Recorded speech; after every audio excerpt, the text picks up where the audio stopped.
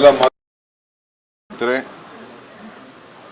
ನಾಡಿನ ಜನತೆಗೆ 7.5 ಕೋಟಿ ಜನತೆಗೆ ಮತ್ತು ಭಾರತದ ಎಲ್ಲ ನಾಗರಿಕರಿಗೆ ಈ ಶುಭ ಸಂದರ್ಭದಲ್ಲಿ ತಮ್ಮ ಮುಖಾಂತರ ನಾನು ಹೃದಯಪೂರ್ವಕವಾದಂಥ ಶುಭಾಶಯನ ತಲುಪಿಸ್ತಾ ಇದ್ದೇನೆ.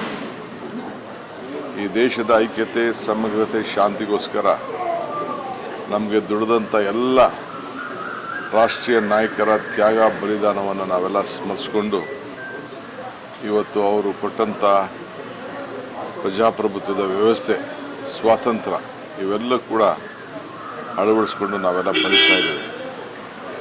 ಇಂದಿನ ಸಂದರ್ಭದಲ್ಲಿ ಪ್ರಪ್ರಥಮವಾಗಿ ನಾನು ಈ ರಾಜ್ಯದ ಮುಖ್ಯಮಂತ್ರಿಯಾಗಿ, ಜನರ ಒಬ್ಬ ಸೇವಕನಾಗಿ ಇವತ್ತು ಈ ರಾಷ್ಟ್ರಧ್ವಜವನ್ನು ರಾಜ್ಯದ ಜನತೆಯ ಪರವಾಗಿ ಆಚರಿಸಲು ಸಿಕ್ಕಿರೋದು ನಮ್ಮೆಲ್ಲರ ಭಾಗ್ಯ.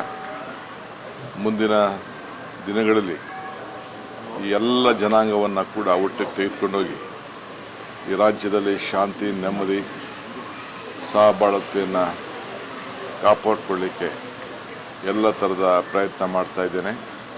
ನೀವೆಲ್ಲರೂ ಕೂಡ ಪುಟಾಣಿ ಮಕ್ಕಳಿಂದ ಹಿಡಿದು ಹಿರಿಯರವರು ಕೂಡ, ಮಠಾಧೀಶರಿಂದ ಹಿಡಿದು ಎಲ್ಲ ಅಧಿಕಾರಿಗಳು, ನಮ್ಮ ರಕ್ಷಣೆಯನ್ನು ಮಾಡ್ತಾ ಇರೋಂಥ ಎಲ್ಲ ನನ್ನ ಸೈನಿಕ ಬಂಧುಗಳು, ಕಾರ್ಮಿಕರು, ರೈತರು, ಎಲ್ಲ ವರ್ಗದವರು ಕೂಡ ಈ ಸಂಭ್ರಮವನ್ನು ಆಚರಣೆ ಮಾಡಿ ಈ ದೇಶಕ್ಕೆ ಶಾಂತಿಯನ್ನು ಮೂಡಿಸಬೇಕು ಅಂತ ಹೇಳಿ ನಾನು ಪ್ರಾರ್ಥನೆ ಮಾಡ್ತಾ ಇದ್ದೀನಿ. ಜೈ ಹಿಂದ್, ಜೈ ಕರ್ನಾಟಕ.